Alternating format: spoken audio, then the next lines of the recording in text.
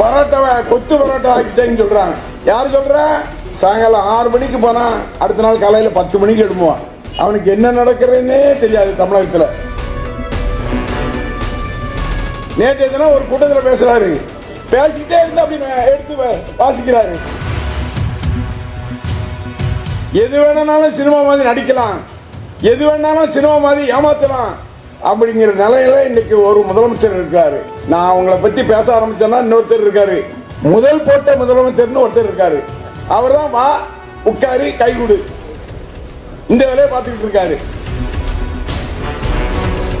என்ன பிடிச்சானுங்க, மேடையில பேசுறதுக்கு ஒருத்தர் போய் கம்ப்ளைண்ட் கொடுக்கானா, என்ன ஜெயில வச்சிருவியா, என்ன ஜெயில பிடிச்சிருவியா, எவ்வளவு நாள் உன்னுடைய ஆட்சி இருக்கும், உன்னுடைய ஆட்சி உடனடியாக அவரை தூக்கி வை. ஒரு மாசம் உள்ள இருக்கட்டும் அனிதா, ஒரு மாசம் இல்ல.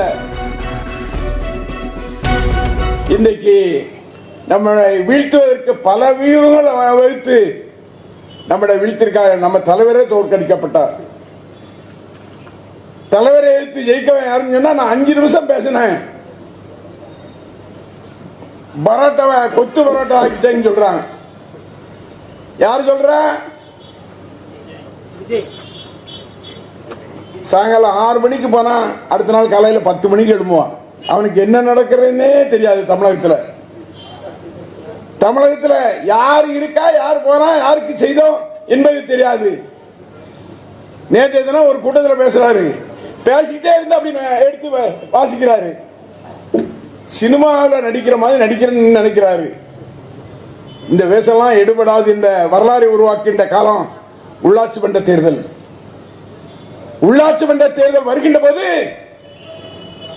எல்லா இடத்திலும் திராவிட முன்னேற்ற கழகத்தினுடைய கூட்டணி தான் வெற்றி பெறும் என்ற வரலாறு உருவாக்கக்கூடிய சகோதரராக நாம் இருக்க வேண்டும். காங்கிரஸ் எங்கேயாவது ஜெயிக்க பார்ப்போம். எந்த இடத்திலாவது தேவக்காவா கேவாக்காவா அவன் ஜெயிச்சு பார்ப்போம். காக்கா காக்காவா? சரி, யாரும் ஜெயிக்க முடியாது. உள்ளாட்சி மன்ற தேர்தலா இருந்தாலும் சரி. இப்ப இடைத்தேர்தல் வரப்போதில்லை. அந்த இடைத்தேர்தல் 5 தேர்தல் ஏதோ தள்ளி போட்டிருக்காங்க, அது இதுன்னு சொல்றாங்க. ஆனா எல்லா இடைத்தேர்தலும் நம்முடைய தளபதி யாரை ஆதரிக்கின்றாரோ, நம்முடைய தளபதி ஸ்டாலின் அவர்கள் யாரை ஆதரிக்கின்றாரோ அவர்தான் வெற்றி பெறுவார் என்ற வரலாறை உருவாக்க போகின்றோம்.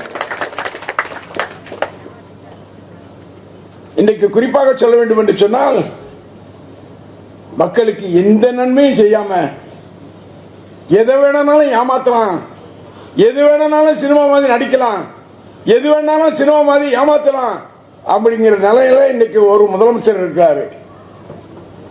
நான் அவங்களை பத்தி பேச ஆரம்பிச்சேன்னா இன்னொருத்தர் இருக்காரு, முதல் போட்ட முதலமைச்சரா, முதல் போட்ட முதலமைச்சர்னு ஒருத்தர் இருக்காரு. அவர் தான் வா உட்காரு கை கொடு இந்த வேலையை பார்த்துக்கிட்டு இருக்காரு. ஆனால் திராவிட முன்னேற்ற கழகத்தை இன்றைக்கு எந்த கும்பனாலும் அசைக்க முடியாது என்ற வரலாறை படைக்கின்ற உள்ளாட்சி மன்ற தேர்தலில் அத்தனையும் வெற்றி பெறுவோம் என்ற வரலாறை நாம் உருவாக்க போகின்றோம். அந்த வகையில் நம்முடைய தலைவருக்கு இணையாக எந்த தலைவராக சொல்ல முடியுமா?